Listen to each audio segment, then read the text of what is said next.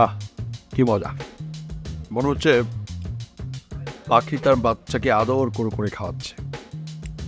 এই, তোমার কি মাথা নষ্ট হয়েছে? কি বলো তুমি এসব? পাখি যদি তার বাচ্চাকে এইভাবে খাওয়ায় তাহলে তুমি সম্পর্কে আমার কি হবে?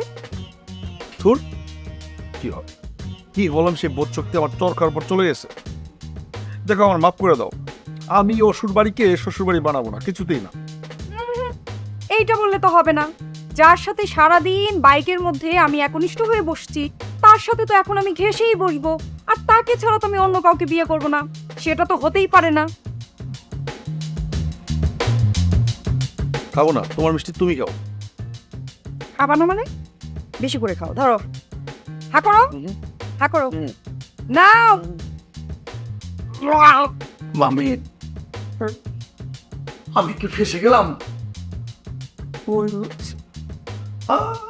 আমি এখন কি করবো মামি?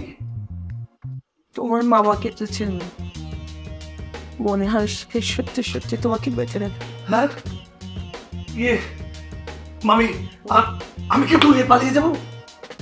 কোনো লাভ হবে না, সে খুঁজে এনে তোমাকে ঠিকই বেঁধে রাখবে। তার থেকে তুমি ভয় পেয়ে না, বুকে শক্তি রাখো, সাহস।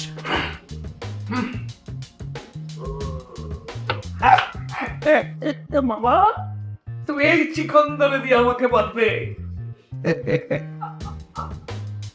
বাবা তাই না বলেছে শিখবো, কিন্তু সেটা ঝাল অনেক বেশি।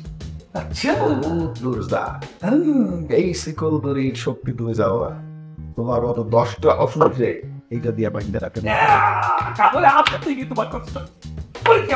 আরে বাবা না, খাও তোমরা, বসো।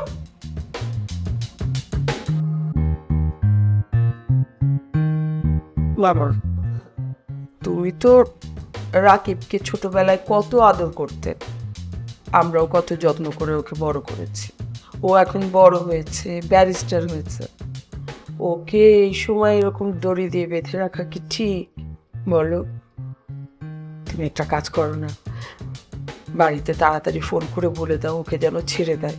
মামি, তুমি তো একটা ভালো বংশের মেয়ে, কি সুন্দর একটা কথা বললেন। আর উনি আছেন খালি কেউ কেউ করে।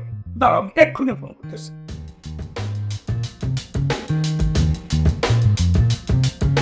হ্যালো, কিছুই খাইলাম।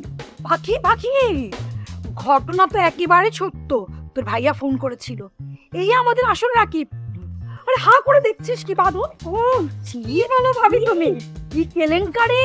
আমরা রাকিবকে বেঁধে রেখেছি, দেখো, এখানে দেখ।